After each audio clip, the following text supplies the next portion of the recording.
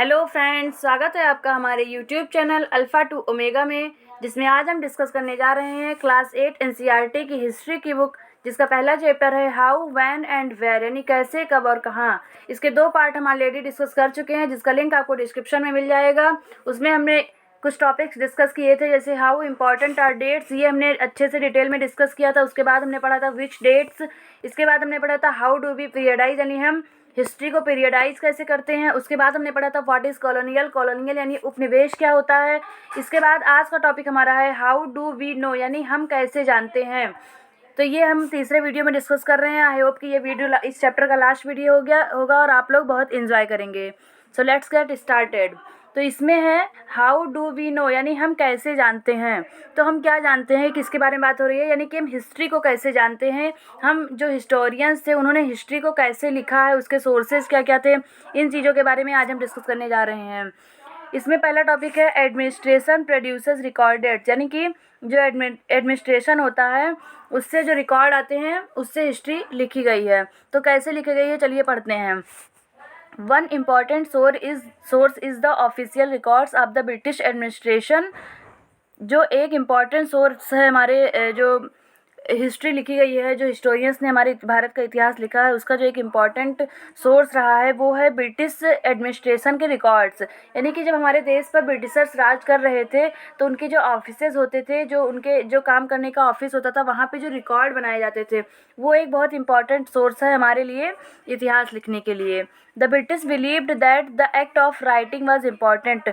जो ब्रिटेन के लोग यहाँ पे राज कर रहे थे, ब्रिटिशर्स थे, उनका जो मानना था कि जो हमारे राइटिंग जो है, मतलब जो भी काम वो करते थे, जो एक्ट उनके आते थे, जो नियम कानून आते थे, उनकी राइटिंग बहुत इंपॉर्टेंट थी। यानी कि वो सोचते थे कि इसको लिखना बहुत इंपॉर्टेंट है, उसके रिकॉर्ड्स बनाना बहुत इंपॉर्टेंट होता है। Every instruction, plan, policy, decision, agreement, investigation had to be clearly written up. यानी कि वो जो भी काम करते थे, वो कोई भी प्लान बनाते थे, कोई भी उनकी पॉलिसी बनती थी, यानी कि कोई भी वो नीति बनाते थे, काम करने का तरीका होता था, जो वो डिसीजंस लेते थे हमारे इंडिया में, जो एग्रीमेंट बनते थे। एग्रीमेंट का मतलब है कि जो संधि होती थी, जैसे जो अब जब अंग्रेज़ यहाँ पे राज कर रहे थे तो जो यहाँ के राजा लोग थे, लोकल के राजा थे, उनके साथ वो संधि करते थे, उनके साथ समझौता करते थे। उन एग्रीमेंट्स का रिकॉर्ड रखा जाता था। इन्वेस्टिगेशन, यहाँ पर जो भी चीज़ें इन्वेस्टिगेट की जाती थी, जो बहुत से ऐसे स्थल है जो सभ्यताएं खोजी गई हैं, या फिर कोई भी चीज़ हमारे यहाँ जो इन्वेस्टिगेट की गई है उसके रिकॉर्ड्स रखते थे। तो ये सारी चीज़ें हैं had to be clearly written up, यानी कि बहुत अच्छे से एक एक चीज़, एक एक पॉइंट वो लोग लिख के रखते थे। Once this was done, things could be properly studied and debated. तो जैसे जब आप कोई काम करते हैं तो जब उसको प्रॉपरली राइट कर लेते हैं, जब उसको लिख लेते हैं, तो अगर बाद के टाइम में उसको किसी को समझाना, या फिर उस पर आपको और स्टडी करना है, या फिर किसी से वाद विवाद करना है, तर्क करना है, तो वो बहुत हेल्पफुल होता है जब आप उस चीज़ को लिख लेते हैं। तो आपके पास पॉइंट्स क्लियर होते हैं। जैसे आप भी नोट्स बनाते हैं, जैसे आप पढ़ते हैं, तो जब नोट्स बना के पॉइंट वाइज लिख लेते हैं तो एग्ज़ाम के टाइम आपके लिए याद करना बहुत आसान हो जाता है। उसी तरीके से जब कोई चीज़ लिख ली जाती है तो वो अच्छे से वो स्टडी कर ली जाती है। This conviction produced N administrative culture of memos, notings and reports. तो ये जो इनकी धारणा थी, लिखने की धारणा थी, जो कलेक्ट करने की धारणा थी, उससे क्या हुआ, उनका एक एक कल्चर बन गया, एडमिनिस्ट्रेटिव कल्चर बन गया। जैसे अब ये कल्चर में क्या था, जैसे वो मेमोज यानी कि स्मरण लेख, यानी कि कोई चीज़ हुई है, कोई घटना हुई है, तो उसको उसका स्मरण लेख यानी कि उसको यादगार तरीके से रख लिया जाता था। नोटिंग्स बनाई जाती थी, इस रिपोर्ट्स बनाई जाती थी, जो भी काम यहाँ पर होते थे, चाहे वो ऑफिशियल काम हो या फिर कोई भी ऐसा काम हो, उसके सारे रिकॉर्ड्स उनके ऑफिसेस में मिल जाते थे। तो अगला टॉपिक है the British also felt that all important documents and letters needed to be carefully preserved. Britishers को ये भी महसूस हुआ कि जितने भी डॉक्यूमेंट्स, जो महत्वपूर्ण डॉक्यूमेंट्स होते थे, जो लेटर्स होते थे, बहुत से लेटर्स आते थे जो इंग्लैंड से यहाँ पर भेजे जाते थे, यहाँ से इंग्लैंड भेजे जाते थे, कोई भी सूचना दी जाती थी, ऑफिशियल सूचना या फिर पर्सनल सूचना, वो सारी चीज़ें केयरफुली प्रिजर्व्ड थी, यानी कि बहुत सावधानी से उनको प्रिजर्व किया गया था, बहुत अच्छे से उनको संरक्षित किया गया था। So they set up record rooms attach to all administrative institutions. अब जब इतने सारे रिकॉर्ड्स तैयार हो गए तो उनको उन सारे रिकॉर्ड्स को रखने के लिए कोई जगह भी तो होनी चाहिए। तो उन लोगों ने क्या किया, उन्होंने जितने भी एडमिनिस्ट्रेटिव इंस्टीट्यूशंस यानी कि जितने भी उनके प्रशासन, जैसे जब प्रशासन के जो कार्यालय थे, जो ऑफिसेज थे, उस उन सब से अटैच्ड रूम बनवा दिए और उस रूम को कहा गया रिकॉर्ड रूम्स कहा गया। यानी कि सारे ऑफिसेज से अटैच्ड रूम थे जिनको रिकॉर्ड रूम कहा जाता था और वहाँ पे ये सारी चीज़ें रखी जाती थी। अब जैसे एग्जांपल के लिए, जैसे गांव पे जो तहसीलदार का ऑफिस होता था, उसमें तहसीलदार के लेवल का, जो गांव के लेवल की जितनी चीज़ें होती थी वो रखी जाती थी। द कलेक्ट्रेट जो कलेक्टर का ऑफिस होता था, द कमिश्नर्स ऑफिस जो कमिश्नर का ऑफिस होता था, या फिर the provincial secretaries, the law courts, all had there record rooms.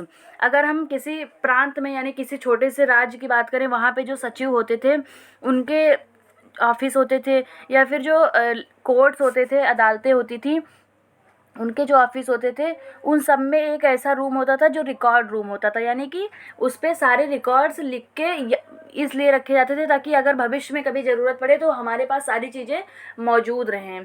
तो सबके पास रिकॉर्ड रूम होते थे। उसके बाद है specialised institutions like archives and museums were also established to preserve important records. और कुछ ऐसे रिकॉर्ड्स होते थे जिनके लिए एक बहुत से स्पेशल आर्चीव्स यानी कि मतलब संग्रहालय बनाए गए, म्यूजियम्स बनाए गए। जो आर्चीव्स होता है, यहाँ पर सरकारी दस्तावेज रखे जाते हैं, उसको कहते हैं। तो ये म्यूजियम्स बनाए गए। इसके आगे हम पढ़ेंगे कि कहाँ पर कौन सा म्यूजियम स्थित हुआ था। तो ऐसे ऐसे मतलब कुल मिला के कहने का मतलब है कि जो एडमिनिस्ट्रेशन था उसमें जितनी भी घटनाएं होती थी या जितने भी नियम कानून बनते थे, जितने भी फैसले लिए जाते थे, जितनी संधियां होती थी, उन सब को रिकॉर्ड करके, सबको लिख कर रिकॉर्ड करके एक रूम में रखा जाता था। इसलिए वहाँ से हमें हिस्ट्री का एक बड़ा सोर्स पता चलता है। चलिए आगे पढ़ते हैं। Letters and memos that moved from one branch of administration to another in the early years of the 19th century. तो इसमें कहा गया है कि letters and memos that moved from one branch of administration to another in the early years of the 19th century can still be read in the archives. तो जो early 19th century में जो लेटर्स थे या फिर जो मतलब records होते थे, जो स्मरण लेख रखे जाते थे, वो एक ब्रांच से दूसरी ब्रांच में भेज दिए जाते थे। जैसे यहाँ कोई मुंबई की ब्रांच है, उसको मान लीजिए चेन्नई भेजना है, तो वहाँ पर भेजे जाते थे। तो वो आज भी वहाँ संग्रहालय में रखे गए हैं। जैसे अगर किसी एक ऑफिस से दूसरे ऑफिस जाती है कोई चीज़, कोई रिकॉर्ड जाता है, तो वहाँ भी उसको लोग सुरक्षित रख लेते थे। You can also study the notes and reports that district officers prepared. तो जो डिस्ट्रिक्ट लेवल पे जो ऑफिसेस थे, वहाँ भी लोग मतलब नोट्स और रिपोर्ट्स तैयार करते थे उस चीज़ का। और the instructions and directives that were sent by the officers at the top to provincial administration.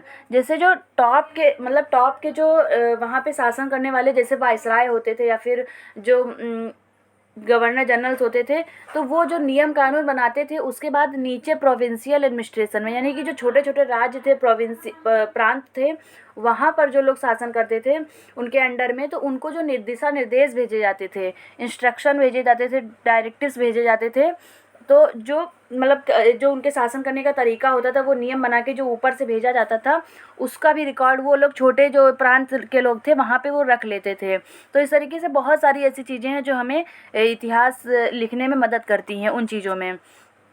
इसके आगे है in the early years of 19th century these documents were carefully copied out and beautifully written by calligraphist that is by those who specialised in the art of beautiful writing. अब यहाँ पे एक word आया है कैलीग्राफिस्ट। कैलीग्राफिस्ट का मतलब क्या होता है? कैलीग्राफिस्ट का मतलब होता है जो बहुत सुंदर राइटिंग में चीज़ों को लिखता है, जिसकी राइटिंग बहुत सुंदर होती है। जैसे स्कूल में भी आपको बताया जाता होगा कि मतलब आप अच्छी राइटिंग में लिखिए, सुंदर राइटिंग में लिखिए। महात्मा गांधी ने भी कहा था कि सुंदर शब्दों में लिखना बहुत ज़रूरी होता है, बहुत अच्छा लगता है देखकर। चूँकि उनकी राइटिंग अच्छी नहीं थी तो उनको बहुत बुरा लगता था इस चीज़ का। खैर, आप इस पे आते हैं। तो कैलीग्राफिस्ट ये होता है जो बहुत अच्छी राइटिंग में लिखते हैं। तो उस टाइम में इतना प्रिंटिंग प्रेस नहीं होता था, जबकि इतनी आसानी से चीज़ें को प्रिंट कर लिया जैसे आजकल है। हर चीज़ को लिखने के बजाय लोग प्रिंट करना पसंद करते हैं। तो तब इतना प्रिंटिंग प्रेस नहीं था, तो लोग लिख के रखते थे। और जब लिखना ही है तो अच्छी राइटिंग में लिखा जाए, तो इसलिए कैलीग्राफिस्ट अपॉइंट किए जाते थे। तो ये लोग बहुत अच्छी राइटिंग में सारी चीज़ें लिखते थे, बहुत अच्छे से, सुंदर से, और उसको रखा जाता था। और इसीलिए उनकी भी एक जॉब होती थी कैलीग्राफिस्ट की। By the middle of the 19th century with the spread of printing multiple copies of these records were printed as proceedings of each government department. अब जब 19th century, middle of 19th century आया, यानी 18+ की बात है time, तो उसमें क्या हुआ कि जब प्रिंटिंग प्रेस आ गया हमारे यहाँ, तो वहाँ तब रिकॉर्ड्स को प्रिंट किया जाने लगा, कॉपी बनाई, कई सारी कॉपी बनाई जाने लगी, और उसके बाद उन प्रिंट कॉपी को अलग अलग सभी गवर्नमेंट डिपार्टमेंट में भेजा जाने लगा। यानी कि जब लिख के रखा जाता था तब कम होती थी चीज़ें, कम कापियाँ बनती थी, लेकिन जब प्रिंट होने लगा तब ज़्यादा कॉपियाँ बनने लगी। बस यही चीज़ है। इसके आगे है, ये देखिए यहाँ पर आपको एक फिगर दिखाया गया है। इसमें क्या है कि the nation archives of India came up in 1920s। तो जो भारत का राष्ट्रीय संग्रहालय है, जो राष्ट्रीय संग्रहालय बना, वो 1920 में बनाया गया था यहाँ पे। When new Delhi was build, the national museum and the national archives were both located close to the viceroyal palace. This location reflects the importance these institution had in British imagination. तो क्या हुआ था, नई दिल्ली में, ये न्यू दिल्ली में ये built हुआ था, और नेशनल म्यूज़ियम पहली बार 1920 में। तो ये जो है वाइसराय की, जो पहले से वाइसराय का महल था, यानी कि जो यहाँ पे वाइसराय थे ब्रिटिशर्स के, उनके महल के पास ये स्थित था। यानी कि ये दिखाता है कि कितनी इम्पॉर्टेंट है। मतलब ये जो म्यूज़ियम है, ये आर्चीव्स हैं जो सरकारी दस्तावेज़ रखने के लिए, रिकॉर्ड्स रखने के लिए बनाए जाते थे, ये इतने इम्पॉर्टेंट है कि वो वाइसराय महल के बगल में ही बना हुआ है। तो इस तरह से बहुत सारी चीज़ें हैं जो हमारी मदद करती हैं इसमें। अब यहाँ आप साइड में देखेंगे, ये लिखा हुआ है reports to the home department. Home department का मतलब है जो मुख्य डिपार्टमेंट होता था वहाँ पे, उसका जो ऑफिस होता था। तो इसमें लिखा है, in 1946 the colonial government in India was trying to put down a mutiny that broke out on the ships of the Royal Indian navy.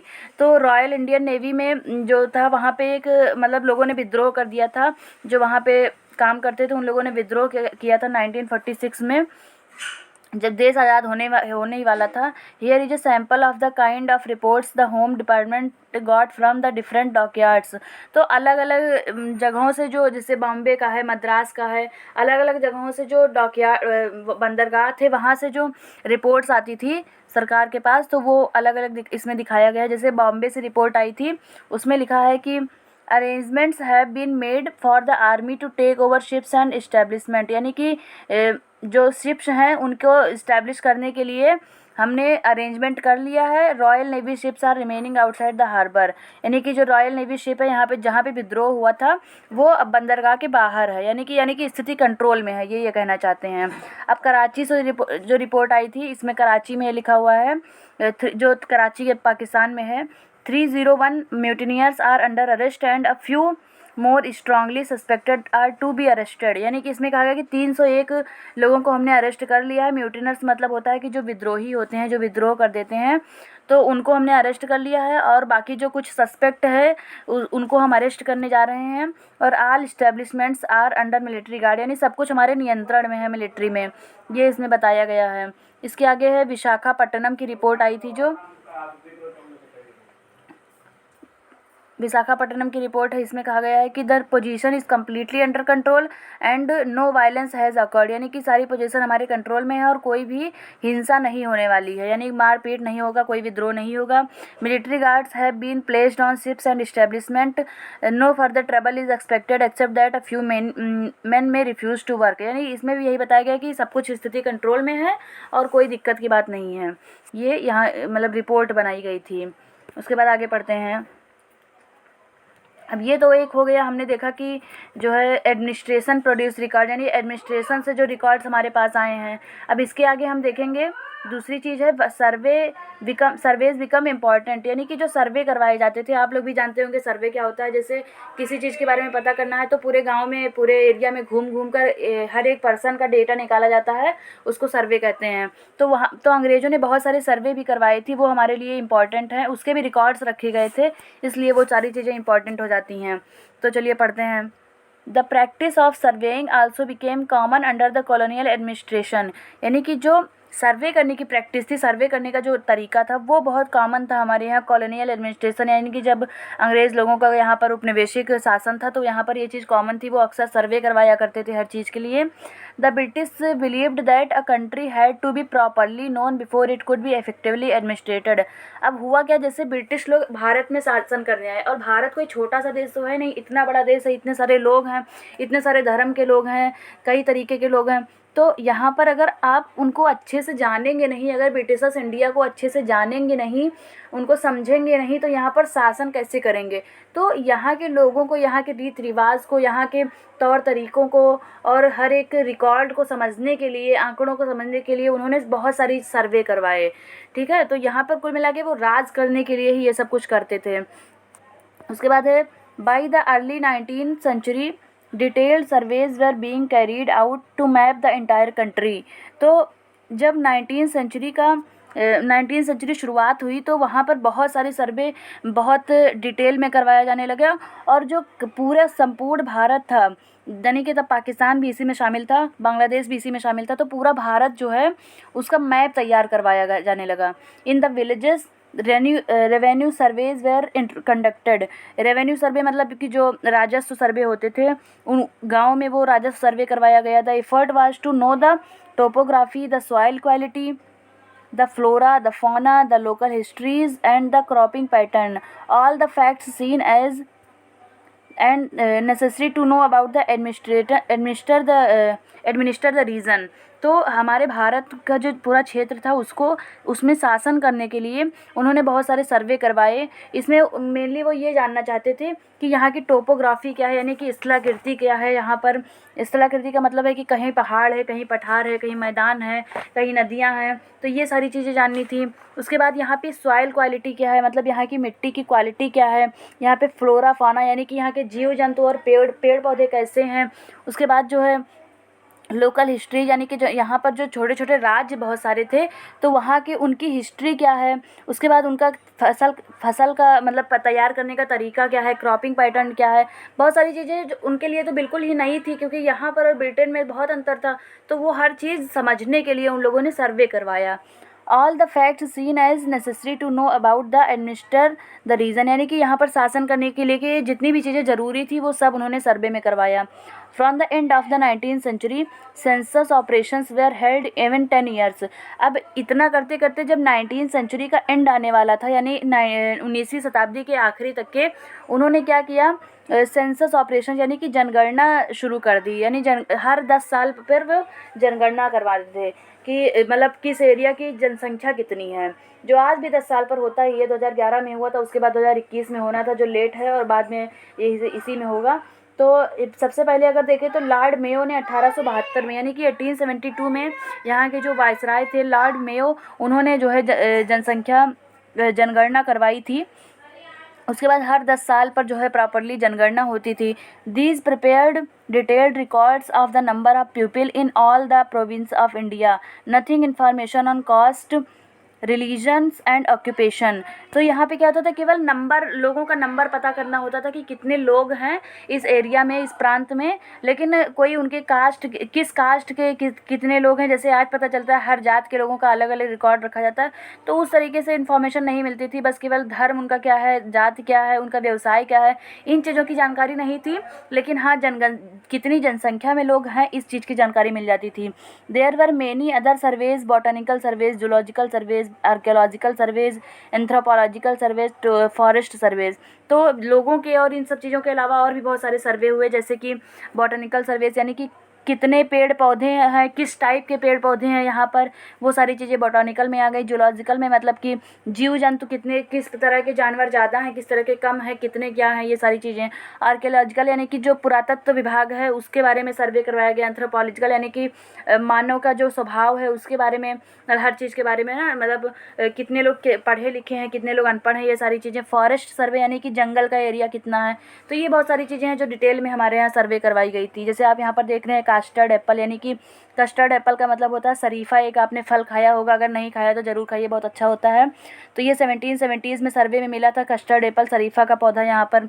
Botanical gardens and natural history museums established by the British collector plant specimens and information about their uses. तो botanical gardens और मतलब जो बाग बगीचे हैं वो सारे establish किए गए, ये पता कर वहाँ पे कलेक्ट किया गया जो अलग तरीके जो उनको स्पेशल लगता था इन्फॉर्मेशन, जो खास तरीके जो फल होते थे नए तरीके के उनके सामने वो कलेक्ट करते थे वहाँ पर। Local artist were asked to draw pictures of these specimens. तो यहाँ पर भारत के जो लोकल आर्टिस्ट थे जो कलाकृतियाँ बनाते थे उनको कहा गया कि आप इन सारी चीज़ों की पिक्चर ड्रा करिए। फिर वो पिक्चर्स वो ब्रिटेन भेजते थे कि यहाँ पर देखिए भारत में इस तरीके का फल है, और वो उसको मतलब दस्तावेजों में भी रखते थे। Historians are now looking at the way such information was gathered and what this information reveals about the nature of colonialism। तो अब वो मतलब जो हिस्टोरियंस हैं वो इन चीज़ों से भी पता करते हैं कि किस तरीके के नेचर के वो मतलब यहाँ पर जो शासन करते थे वो इतिहास कैसे था, मतलब क्या सोचते थे, ये सारी चीज़ें हैं अब पता की जा रही हैं हिस्टोरियंस से। अब यहाँ पर आप एक चित्र देख रहे हैं, mapping and survey operations in progress इन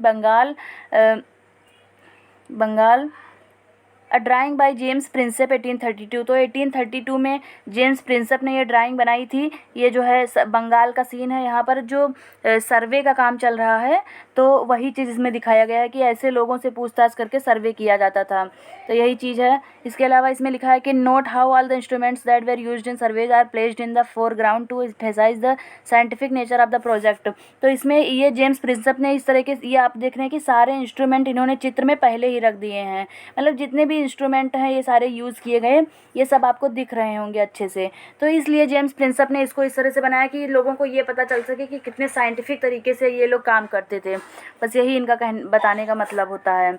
आगे पढ़ते हैं, what official records do not tell. तो अभी तक तो हमने ये पढ़ा कि ऑफिस के जो रिकॉर्ड्स होते थे उनसे हमें बहुत सारी चीज़ें पता चलती हैं, लेकिन बहुत सी ऐसी भी चीज़ें हैं, ये तो हो गया अंग्रेज़ों के पर्सपेक्टिव से कि उन लोगों ने जो दिखाना चाहा, जो ऑफिसेज में रिकॉर्ड बनाया अपने तरीके से, बस वही चीज़ें पता चलती हैं, लेकिन ये मतलब पूरे इतिहास को नहीं बताता है कंप्लीट। ये जो है एक तरफा इतिहास है। अब कैसे है वो हम आगे पढ़ेंगे। तो क्या ऐसी चीज़ें हैं जो हमें इन ऑफिशियल रिकॉर्ड से नहीं पता चलती हैं, तो चलिए पढ़ते हैं। From this vast corpus of records we can get to know a lot but we must remember that these are official records.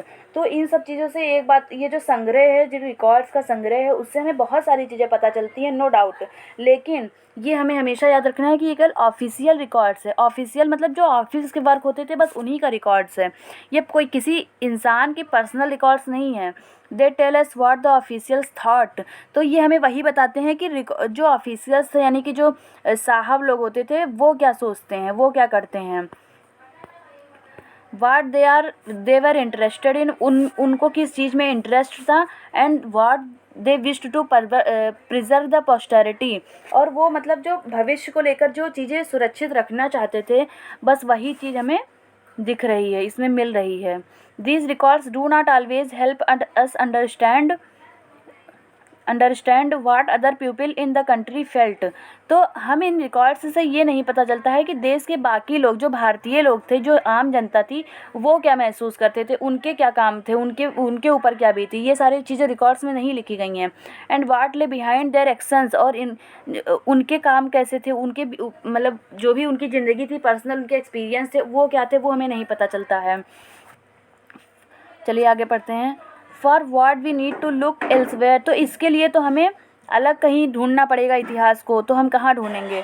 When we begin to search for these other sources, we find them in plenty, though they are more difficult to get than official records।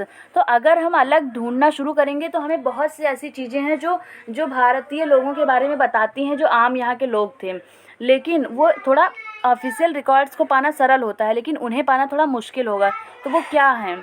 We have diaries of people, accounts of pilgrims and travelers, autobiographies of important personalities and popular booklets। तो वो क्या that were sold in the local bazaars। तो वो क्या चीज़ें थी, जैसे जो यहाँ के जो पढ़े लिखे लोग थे थोड़ा सा, वो लोग क्या करते थे, डायरी लिखते थे, जो भी उनकी ज़िंदगी के एक्सपीरियंस होते थे अंग्रेज़ों के साथ, भारतीयों के साथ, वो सब लोग डायरी लिखते थे।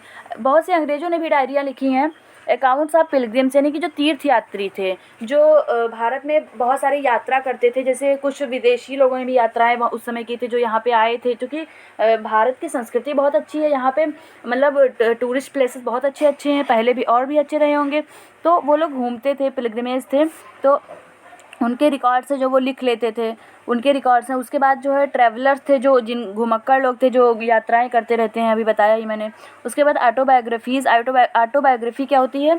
जो आत्मकथा लिखी जाती है, यानी कि अपनी खुद की ज़िंदगी के जो एक्सपीरियंस है उनको जो लिखा जाता है वो ऑटोबायोग्राफी होती है। तो बहुत से लोगों ने ऑटोबायोग्राफी भी लिखी है, बहुत से महत्वपूर्ण लोग हैं। एंड पॉपुलर बुकलेट्स, और बहुत सी ऐसी किताबें छपी बाज़ारों में, जो लोकल बाज़ारों में बुक तब बेची जाती थी। तो वो जो आज उनके जो कंटेंट है उससे हमें पता चलता है कि भारत का इतिहास कैसा था। As printing spread, newspapers were published and issues were debated in public। अब जैसे जैसे प्रिंटिंग आ गई देश में, प्रिंट होने लगी चीज़ें, तो न्यूज़पेपर्स थे वो ज़्यादा पब्लिश होने लगे। मतलब जैसे आप पहले क्या होता था, लोग लिखते थे तो उसमें टाइम भी ज़्यादा होता था और इतना मटेरियल भी नहीं था। उसके बाद जब प्रिंटिंग आ गया तो ये चीज़ें आसान हो गई प्रिंट करना, तो लोग प्रिंट करके ज़्यादा न्यूज़पेपर पब्लिश होने लगा। And issues were debated in public, और जो भी इश्यू होते थे, यानी जो भी मामले होते थे इंडियंस के बीच में, जो भी वाद विवाद होते थे, वो चर्चाएं होती थी, वो सब पब्लिक में डिबेट होने लगी। Leaders and reformers wrote to spread their ideas, poets and novelist were wrote to express their feelings. तो क्या हुआ कि जब यहाँ पे ब्रिटिशर्स का राज हुआ, तो जब यहाँ पर लोगों को ये महसूस हुआ कि हम गुलाम हैं उनके और हमें आज़ादी चाहिए, तो जो नेता थे यहाँ के, जो समाज सुधारक थे, जो बहुत सी देश में बहुत सारी चीज़ें ऐसी भी थी जो गलत होती थी, जैसे बहुत सी प्रथाएं चलती थी, बाल विवाह प्रथा, सती प्रथा, ये सारी चीज़ें जो इनको रिफॉर्म करने की ज़रूरत थी, इनको सुधारने की ज़रूरत थी, समाज को सुधारने की ज़रूरत थी। तो जो रिफॉर्मर्स थे उन्होंने अपने आइडियाज़, जो उनके विचार थे, जो उनकी बातें थी, उन्होंने स्प्रेड करना शुरू कर दिया, न्यूज़पेपर्स में लिखना शुरू कर दिया, ताकि लोगों के बीच में वो चीज़ें फैलें, लोगों के अंदर जागरूकता आए। सबसे बड़ी बात है जागरूकता लाना। पोइट्स जो थे और नॉवेलिस्ट थे, यानी कि जो नॉवेलिस्ट थे, जो नॉवेल लिखते थे, उपन्यास लिखते थे, जो कविताएं लिखते थे, पोइट्स थे, उन्होंने भी अपनी फीलिंग्स एक्सप्रेस करनी शुरू की। मतलब जो जैसे कर पाता था, अपनी फीलिंग एक्सप्रेस कर पाता था, वो उसी माध्यम से करता था। कुछ लोग न्यूज़पेपर में आर्टिकल्स लिखते थे, कुछ लोग अपनी कविताएँ लिखते थे, तो कुछ लोग नॉवेल्स लिखते थे। तो इस तरीके से चीज़ें फैलना शुरू हुई थी। आगे बढ़ते हैं। All these sources, however, were produced by those who were literate। तो अब आप एक चीज़ और देखेंगे कि ये सारी जो अभी हमने ऊपर डिस्कस की है चीज़ें, वो तो पढ़े लिखे लोगों का काम है ना। जैसे जो लोग पढ़े लिखे हैं वही तो नॉवेल लिख सकते हैं, वही तो कविताएं लिख सकते हैं, या फिर पत्रिकाओं में लिख सकते हैं, या फिर जो पढ़े लिखे हैं वही उन पत्रिकाओं को पढ़ भी सकते हैं। लेकिन जो अनपढ़ थे, जो पढ़े लिखे नहीं थे, वो उनकी भी तो फीलिंग्स थी, उनके भी तो अपने विचार होते होंगे। From these we will not be able to understand how history was experienced and lived by the tribals and the peasants, the workers in the mines or the poor on the streets। तो जो निम्न जातियाँ थीं, निम्न जातियाँ का मतलब है कि जो बैकवर्ड जातियाँ थीं, जो पढ़े लिखे नहीं थे, ज़्यादा पिछड़े हुए थे, जो किसान थे, पीसेंट्स थे, और जो काम करने वाले मज़दूर थे, यानी कि जो कारखानों में काम करते थे, जो पढ़े लिखे नहीं होते थे, जो गरीब थे, गलियों सड़कों पर बहुत से ऐसे बहुत गरीबी हो गई हमारे देश में, बहुत बार अकाल पड़ा, सूखा पड़ा, बहुत सारा इतिहास है हमारे भारत का। तो वो लोग अपनी फीलिंग्स कैसे एक्सप्रेस करते, उन्होंने उस इतिहास को कैसे जिया है, उस जीवन को कैसे जिया है, उन चीज़ों का हमें कैसे पता चलेगा, क्योंकि वो तो पढ़े लिखे थे नहीं। Getting to know their lives is a more difficult task. तो उनके बारे में जानना बहुत डिफ़िकल्ट टास्क होता है, बहुत कठिन काम होता है।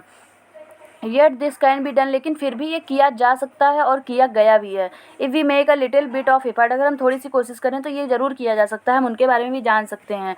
When you read this book you will see how this can be done. अगर आप आगे इस किताब को पढ़ेंगे तो आप ज़रूर जानेंगे कि ये कैसे किया जा सकता है। चलिए साइड में देख लेते हैं कि ये क्या हो रहा है इस फिगर में। द रेबल्स ऑफ 1857, 1857 की क्रांति, यानी कि ये बहुत इंपॉर्टेंट क्रांति है, आगे के चैप्टर्स में पढ़ेंगे। जो हमारे देश में अंग्रेज़ों के खिलाफ जो पहला संग्राम हुआ था, जो पहला युद्ध हुआ था, वो 1857 में ही हुआ था। Images need to be carefully studied for the project the view point of those who create them. तो जो चित्र होते हैं उनको अच्छे से रीड करने की, अच्छे से स्टडी करने की ज़रूरत होती है, क्योंकि जो चित्रकार होते हैं, जो पेंटर्स होते हैं, ये उनके व्यू को बताता है कि उनके क्या व्यू थे इस चीज़ को लेकर। This image can be found in several illustrated books produced by the British after the 1857 rebellion. तो जब भारत का पहला स्वतंत्रता संग्राम हुआ उसके बाद जो ब्रिटिशर्स की जो बुक्स प्रोड्यूस हुई उसमें ये इमेजेस कई बार कई सारी बुक्स में दिखाया गया था। उसके पीछे की वजह क्या थी देखेंगे अभी। The caption at the bottom says, इसके नीचे जो कैप्शन लिखा गया है उसमें ये कहा गया है कि म्यूटिनस सिपाहीज शेयर द लूट, यानी कि जो विद्रोही लोग थे, विद्रोही सिपाही थे, उन्होंने लूट को शेयर की। देखिए इसमें कितना गलत दिखाया गया है। इसमें बताया गया है कि जो विद्रोही लोग थे, जो जिन्होंने ये संग्राम शुरू किया था, तो वो उन्होंने इसलिए ये सब किया था ताकि वो माल लूट सकें, यानी कि हमारा माल लूट सके सरकार का और उसको शेयर कर सकें। तो इसमें ये दिखाया गया है कि ये लोग देखिए यहाँ पर कुछ सिक्के और पड़े हैं, बहुत सारे कीमती सामान दिखाई दे रहे हैं। तो इनके कहने का मतलब है कि ये लोगों ने, सिपाहियों ने इसलिए विद्रोह किया ताकि वो माल लूट सकें, जबकि ये बिल्कुल ही गलत है। हमारे देश के लोगों ने इसलिए विद्रोह किया था ताकि हमें आज़ादी मिल सके। In British representations the rebels appear as greedy, vicious and brutal. तो जो ब्रिटिश का रिप्रेजेंटेशन है, जो विदेशी लोग चाहते थे, वो इसलिए उन्होंने ये दिखाया है कि जो भारत के लोग थे वो लालची थे, बुरे थे और क्रूर थे। You will read about the rebellion in chapter 5। तो इस बुक की चैप्टर 5 में हम इस 1857 के विद्रोह के बारे में पढ़ेंगे। उसके बाद यहाँ पर साइड में लिखा हुआ है not fit for human consumption, यानी कि ह्यूमन कंजप्शन के लिए फिट नहीं है। क्या नहीं फिट है इसको हम देखने जा रहे हैं। तो इसमें है not fit for human consumption, इसको हम पढ़ेंगे। Newspapers provide accounts of the movements in different parts of the country. तो जो न्यूज़पेपर्स थे वो मूवमेंट्स, यानी कि जो विद्रोह हुआ था, मूवमेंट आंदोलन हुए थे, उनका अलग अलग तरीके से देश के अलग अलग भागों में जो है अकाउंट्स, यानी कि उनके बारे में जानकारी देते हैं। तो वो क्या चीज़ें हैं इसके बारे में हम पढ़ेंगे अभी इसमें। तो more than 2000 policemen in Delhi refused to take their food on Thursday morning as a protest against their low salaries and the bad quality of food supplied to them from the police lines kitchen। तो जो police line की kitchen थी दिल्ली में, यानी कि जो police line में जो वहाँ के सिपाहियों के लिए जो खाना बनता था, वहाँ पर 2000 पुलिस के लोगों ने खाना खाने से मना कर दिया। थर्सडे के दिन मॉर्निंग के टाइम वहाँ पर जो है प्रोटेस्ट कर दिया कि हम खाना नहीं लेंगे, और जो उनको सैलरी दी जाती थी वो बहुत कम थी, तो इसलिए उन्होंने जो है प्रोटेस्ट कर दिया था।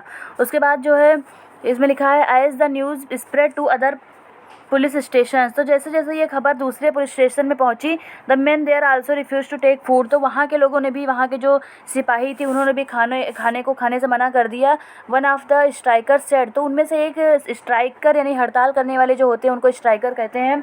तो जिन पुलिस वालों ने हड़ताल किया था उनमें से एक ने कहा था कि the food supplied to us from the police lines kitchen is not fit for human consumption. तो इसमें इसका जो पहले अभी हमने आपने पढ़ा था कि not fit for human consumption, यानी कि वो मनुष्य के खाने लायक, मनुष्य के यूज़ के लिए वो फिट नहीं है जो उन्हें खाना दिया जाता था। Even cattle would not eat the chapatis and dal which we have to eat. तो चपाती यहाँ पर रोटी के लिए कहा गया है। तो उन्होंने कहा कि इतना बुरा खाना दिया जाता है कि जानवर भी उस रोटियों, उन चपातियों को और दाल को खाना पसंद नहीं करेंगे, यानी कि जानवर से भी बदतर उन्हें रखा जाता था, जानवर से भी बदतर उन्हें भोजन दिया जाता था। तो इस तरीके की चीज़ें अब ये हमें उनके अंग्रेज़ों के रिकॉर्ड से, ब्रिटिशर्स के जो रिकॉर्ड है उससे तो नहीं पता चलेंगे कि उनको कैसा खाना दिया जाता था, यानी कि उनके पर्सपेक्टिव से देखेंगे तो भारत के इतिहास का हम बहुत कम हिस्सा जान पाएंगे, बहुत सही चीज़ें नहीं जान पाएंगे, केवल उनके पर्सपेक्टिव की चीज़ें जान पाएंगे। लेकिन अगर हम इन चीज़ों को पढ़ते हैं, हिंदुस्तान टाइम्स में जैसे ये खबर छपी थी, तो ऐसे न्यूज़पेपर्स के आर्टिकल्स पढ़ते हैं, यानी भारतीयों के जो कंटेंट है उनको पढ़ते हैं, तब हमें वास्तव में पता चलता है कि भारत का इतिहास क्या था, उन लोगों ने हमारे साथ क्या क्या किया। तो ये सारी चीज़ें हैं। अब ये चैप्टर यहीं पर ख़त्म होता है। आई होप कि आप लोगों ने एंजॉय किया होगा और बहुत कुछ सीखने को मिला होगा। Thank you. और उसके बाद जो है, अगर आप इसका पहले का पार्ट नहीं पढ़ा आपने, तो इसके 2 पार्ट्स मैंने पहले भी बताया कि डिस्क्रिप्शन में मिल जाएगा और आप उसको ज़रूर पढ़ें। और अगर आपको कोई प्रॉब्लम होती है या फिर कुछ आपको कहना या बताना या फिर कुछ भी है, तो आप कमेंट सेक्शन में जाकर कमेंट कर सकते हैं। Thank you very much.